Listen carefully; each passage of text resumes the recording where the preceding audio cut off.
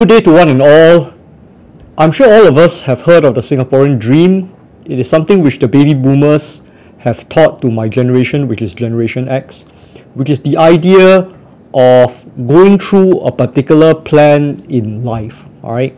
Going to school, getting good grades, graduating with a proper degree, getting married, getting a HDB flat, working very, very hard to climb the corporate ladder, and then retiring peacefully. All right. Now, there is this notion right now that the Singaporean dream is dead. I'll be doing this series on the death of the Singapore dream. It will be a series on personal finance, and this is part 1 on the death of the Singapore dream, where I will be talking about what is happening to the idea of conventional retirement planning for Singaporeans. All right, okay. And my name is Christopher Ng Wai Chung. I am the Dr. Wealth instructor for the Early Retirement Masterclass. So let us have a quick review on what the Singapore dream is. It is to obtain the 5 C's, right? Getting a car, a condo, a credit card, having some cash, and having membership to a country club.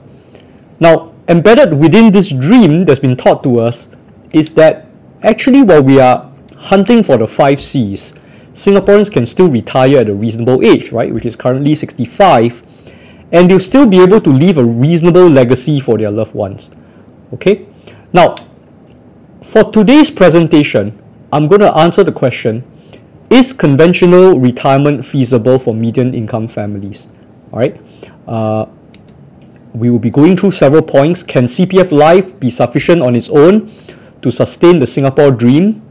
What do we know about our household income, and what is the data that tries to back up with our assertion that CPF Life is unreliable? What do we know about the basic standard of living in Singapore? And why investing your money in the stock market helps to actually allow you to meet your retirement goals when you're 65 years old, and how do we invest to meet this retirement shortfall? Okay, now the first point I'm going to make is that the Singapore dream is in grave danger because CPF Life is inadequate even when the full retirement sum is owned. Now, if you were to go to the CPF Life estimator website and you key in the details, right, assuming that you're a 65-year-old male with $192,000 in your CPF retirement account today, all right, that is the full retirement sum. If you choose the CPF Life escalating plan, at age 65, you should be able to expect $850 of monthly income. All right. Now, you can do that on your CPF Life estimator on your own time. Okay. Now, that number is fine and good, right? Having a pocket money of $850 a month.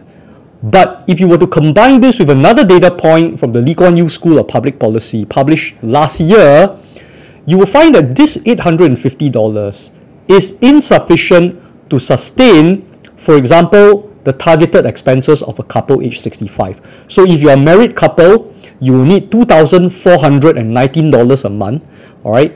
And if husband and wife both obtain $850 from CPF Life, this would be insufficient to meet what Lee Kuan Yew School of Public Policy would consider a basic standard of living.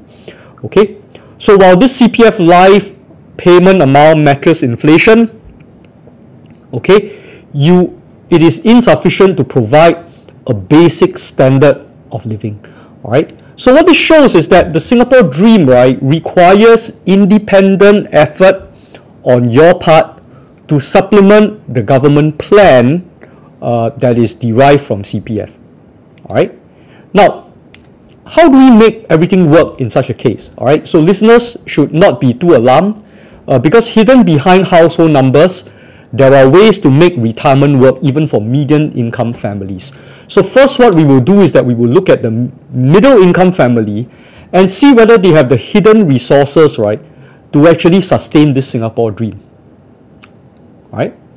Now, let's look at the household income. All right. Thanks to COVID-19, the median household income has dipped from 2020 to 2021, and so it started at $9,425 and it is now $9,189. So it has dipped somewhat. So per household member, it is about $4,022. Now, deducting 20% for CPF, right? Contribution from $9,189, this is a $7,351 take-home pay for each family. All right. Now, to meet the household expenses, all right, a family would need $6,425 as a standard for a family of 4 in the year 2021. Okay. Now, with these two numbers, we can then derive how much savings that you can have for median Singapore families. Okay. You take the take-home pay, which is $7,351, and you deduct the expenses for the same family at $6,426. What happens is that a median Singapore family can afford to save $925 every month. Okay, this is approximately 12.5% of your take-home pay. Right? Now, why is this $925 very important for everyone? It is because if you can invest this intelligently, right, you might be able to offset the problems that will come at the later stage of your life when CPF Life becomes insufficient to actually settle your retirement expenses. All right. So this basically tells us that savings and investments matter a lot. Okay. Now, the good news for everyone is that if the same household can then set aside $925 every month for 30 years, if you can find an investment that compounds at 5% every year, the future value 30 years later is $737,000 at age 65, right?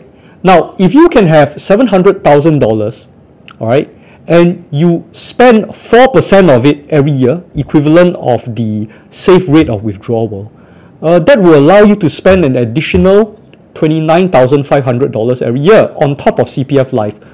All right, and this is an extra $2,400 every month on top of CPF Life that should be able to credibly add some security to retirement living. So of course, the next question that you want to ask yourself is, how do I get that 5%? Right? And actually getting that extra 5%, it's very, very easy if you know how to invest locally in the Straits Times Index. I know that there's a lot of excitement in the past with the US, with cryptocurrency and tech stocks.